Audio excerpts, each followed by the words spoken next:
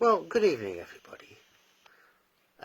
As always, hope you're doing well. And we're into week 4, going into week 5, week 626. I don't know. Kind of all. Time becomes meaningless, doesn't it, after a while, I guess. Anyway, I want to tell you a wee little story tonight. Those of you who know me very well know that occasionally I like a little bit of a drink. And I want to tell you a story about when I had a wee bit too much to drink. And this has kind of been inspired. Tonight I was talking to my lovely, lovely friend, Anna, who's from Poland, but she lives here in Brighton. And I was telling her this story, and she thought it was quite a funny story. So I wanted to share this with people. As a precautionary tale of why you shouldn't really drink. And it was when I was living in Paris. I lived in Paris for 10 years. And for the first few years I lived there, I didn't have very many friends. And the friends I had were kind of English-speaking friends. And just before Christmas one year, I had two very, very dear friends. Well, they're still very dear friends to me. Barry and Catherine. They were from Ireland. And I'd met them when I was working at a hostel.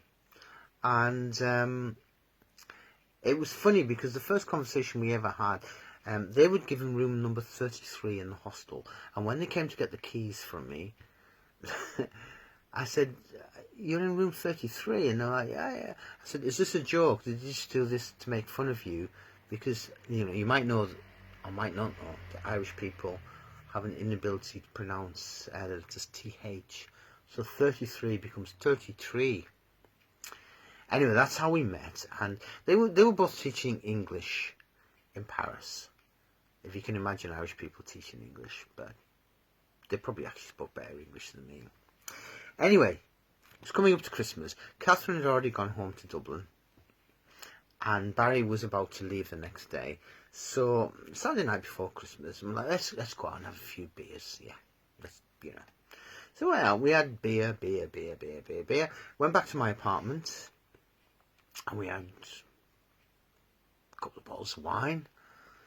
And then about 3 o'clock in the morning, Barry said, "I have to go home now because I'm flying to Dublin tomorrow." So I said, "Yeah, no problem. That's grand. Don't worry about it."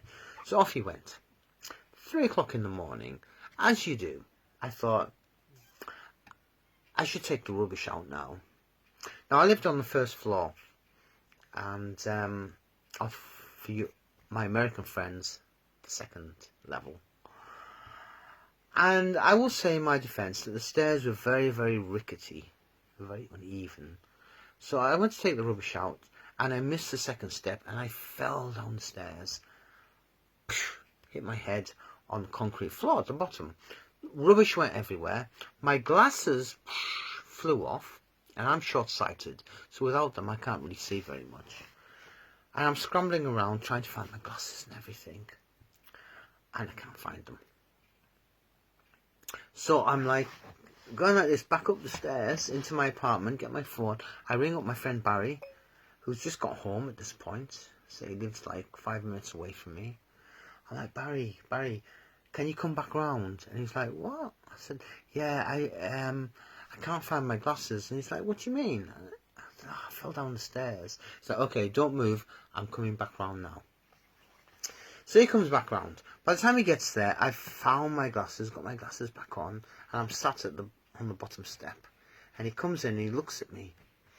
And he says, okay, give me your phone now. We need to phone an ambulance. I'm like, what? No. It's fine. He said, no, you're not fine. Look at you.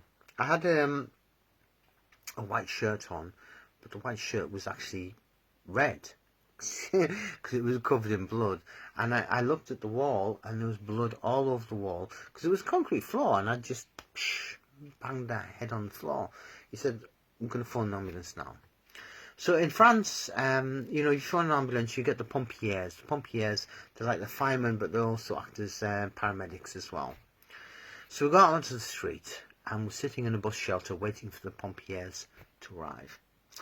And this is the thing I always, I always remember. This French girl comes over. She was very beautiful. And she was saying to me in French, "Oh, are you okay? You need to go to the hospital." And I was like, "Oh, you're so beautiful. You're so beautiful. Can I have your phone number?" "No, no, you must go to the hospital." I said, "Yeah. Can we go out for a drink next week?" "No, you have to go to the hospital." So you see where my priorities lie here. Pompiers arrive in the ambulance, off to the hospital, and they're saying to me, "Okay, we speak to you in English," and I'm just wasted at this point, completely wasted, and I'm like, "No, no, no, no, en français, s'il vous plaît, en français." And they said, "No, no, it's really important. We speak to you in your own language." We get to the hospital, and you know, in England, for example, you go to an A&E, accident and emergency, at the weekend, you got to wait for hours to be seen. And especially if it's the Saturday before Christmas, oh my God, you'd be there like 6, 7, 8 hours waiting. But in Paris, you know, I was seen in 15 minutes. I had 3 doctors attending to me, all wanting to speak to me in English. And I'm like, "No, no, Francais." They said, "No, no, English, English." And they said, like, "Lie on your stomach." So, look, you know, I turned over onto my stomach, and they're like, doing something in the back of my head. And then they put me into a private room in the hospital. So the next day, my friend Barry comes, and he brings me a fresh change of clothing, because all my clothes are covered in blood. And he says to me, "Oh, so how many stitches did you get in your head?" And I said, "No, I didn't have any stitches." "Yeah, you had stitches in your head."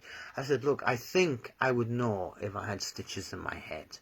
And he said, "No, no, check it out." And I was like, 5 stitches in my head. So basically, the doctors, I was so drunk, the doctors just stitched me up then and there, no anaesthetic or anything. I didn't really need it, you know. And the one thing I would say, I wouldn't say I recommend to stay in a French hospital, but if you have to stay in a hospital somewhere, France is the place, because do you know what? They gave you a 3-course meal, and they gave me a glass of wine with my dinner. It's very, very French. So, yeah, this is a cautionary tale to say, don't drink, children. It leads to disaster. Sláinte.